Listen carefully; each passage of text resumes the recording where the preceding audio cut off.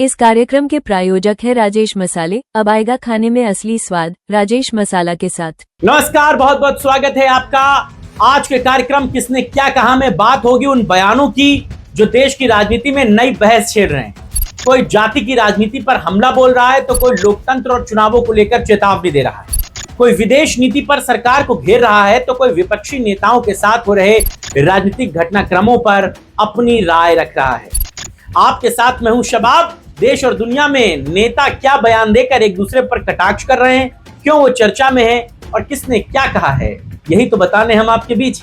चलिए शुरू करते हैं आज का कार्यक्रम।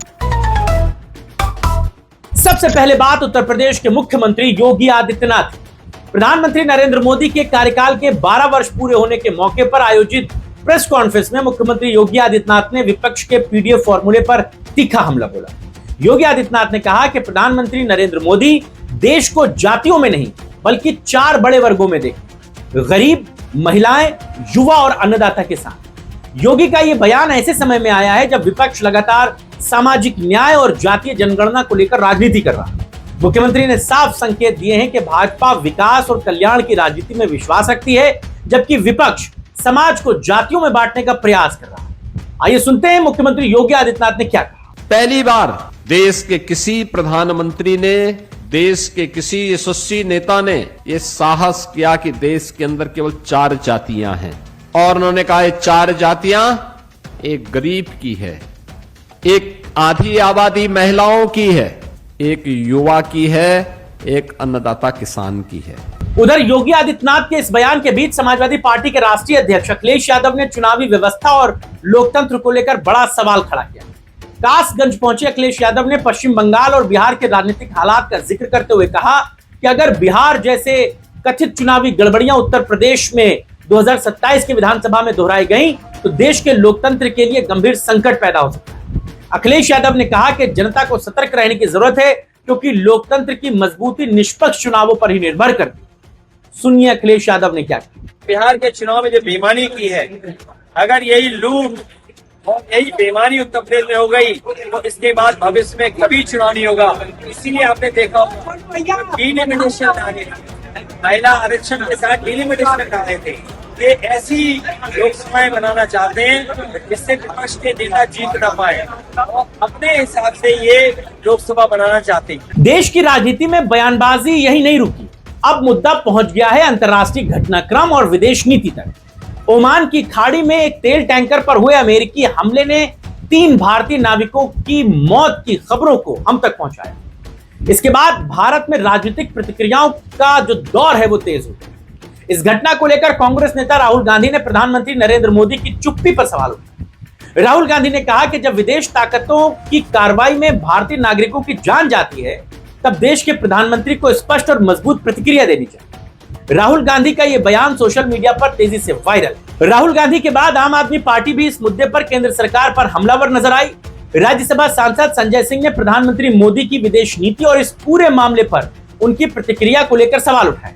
देश के नागरिकों की सुरक्षा और सम्मान सर्वोपरि होना चाहिए और सरकार को इस मामले में स्पष्ट रुख अपनाना चाहिए, ऐसा संजय सिंह कह रहे हैं। क्या कुछ कहा है संजय सिंह ने, तफसील से सुनिए। आपने शब्द सुना होगा साउंड प्रूफ, वाटरप्रूफ घड़ी, वाटरप्रूफ जूते चप्पल, साउंड प्रूफ कमरे। ऐसे ही भारत के प्रधानमंत्री शर्म प्रूफ हो चुके हैं। उनको शर्म ही नहीं आती किसी चीज की, किसी भी बात पे उनको शर्म नहीं आती। एप्स्टीन फाइल का ऐसा दबाव है प्रधानमंत्री के ऊपर, अपने दोस्त अडानी को बचाने के लिए भारत के प्रधानमंत्री इस कदर डरपोक हो चुके हैं कि 3 भारतीयों की मौत हो चुकी है, फिर भी एक शब्द प्रधानमंत्री ने अमेरिका के विरोध में नहीं बोला। अमेरिका ने हमारे 3 भारतीयों की जान ले ली, हमारे 3 जहाजों पर हमला किया, लेकिन एक शब्द भी भारत के प्रधानमंत्री ने अब तक नहीं बोला। शोक संवेदना भी नहीं जताई।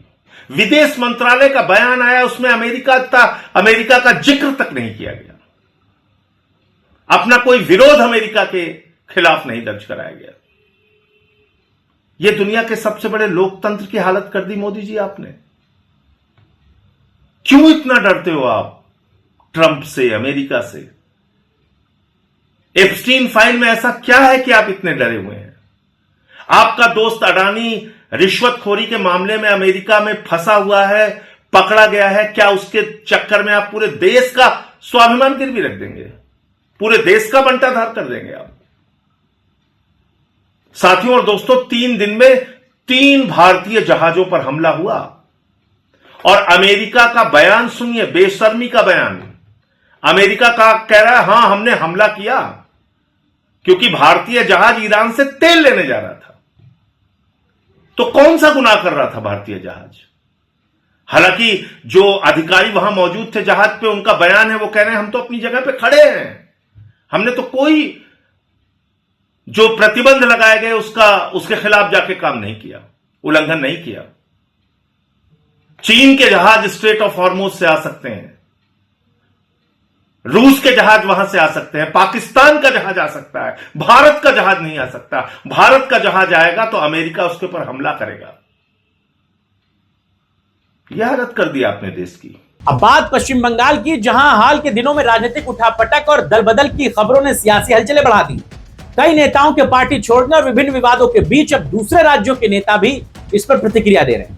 इसी क्रम में महाराष्ट्र के पूर्व मंत्री और शिवसेना नेता आदित्य ठाकरे ने पश्चिम बंगाल की स्थिति पर टिप्पणी की। आदित्य ठाकरे ने कहा, जो नेता अपने राजनीतिक भविष्य के लिए पार्टी छोड़ रहे हैं वो उन योगदानों को भूल रहे हैं जो पार्टी नेतृत्व ने उनके लिए किए थे। उन्होंने कहा कि महाराष्ट्र में भी शिवसेना इसी तरह की परिस्थितियों से गुजर चुकी है। क्या कुछ कहा आदित्य ठाकरे ने, जरा नजर दौड़ाइए। मुझे लगता है जो डरपोक लोग हैं, एहसान फरामोश लोग हैं, जिन्हें कोई ये लेना देना नहीं है कि उनके लिए पार्टी ने क्या किया, पार्टी के कार्यकर्ताओं ने क्या किया, ममता दीदी ने उनके लिए क्या किया, ऐसे लोग नैया छोड़ के भाग रहे। पश्चिम बंगाल की राजनीति पर सवालों का सिलसिला यही नहीं थमा। कोलकाता पहुंचे राष्ट्रीय जनता दल के नेता तेजस्वी यादव ने भी पत्रकारों से बातचीत में ममता बनर्जी और तृणमूल कांग्रेस के मौजूदा हालात को लेकर सवाल किया। इस पर तेजस्वी यादव ने भाजपा पर निशाना साधते हुए कहा कि जो लोग भाजपा में शामिल हो जाते हैं उन पर लगे आरोपों पर कार्रवाई की गति बदल जाती है। उन्होंने संवैधानिक संस्थाओं के दुरुपयोग का आरोप लगाते हुए कहा कि विपक्षी दलों को निशाना बनाया जा रहा। क्या कुछ कहा तेजस्वी यादव ने, सुन लीजिए। बीजेपी का ये चरित्र है, जो बीजेपी में जाएगा वॉशिंग मशीन में दाग धुल जाएगा। जो यहाँ के मुख्यमंत्री हैं वो भी तो टीएमसी से ही गए हुए, उनको तो लोगों ने पैसा लेते हुए देखा है। बीजेपी में गए तो दाग धुल गया। तो यही चरित्र। तो आज के किसने क्या कहा में आपने सुना। योगी आदित्यनाथ ने जाति की राजनीति पर विपक्ष को किस तरह घेरा है, अखिलेश यादव ने लोकतंत्र और चुनावों को लेकर किस तरह चिंता जताई है, राहुल गांधी, संजय सिंह ने अंतर्राष्ट्रीय घटना को लेकर बीजेपी पर किस तरह सवाल उठाए हैं, और पश्चिम बंगाल के राजनीतिक घटनाक्रमों पर आदित्य ठाकरे और तेजस्वी यादव ने क्या कुछ बातें कही। फिलहाल आज के कार्यक्रम में इतना ही। आप देखते रहिए किसने क्या कहा, जहां हम आपको नेताओं के बयान और उसके पीछे की राजनीति से रूबरू कराते हैं। इस वीडियो को बनाने में मदद की हमारे सहयोगी सुशील कुमार ने। नमस्कार।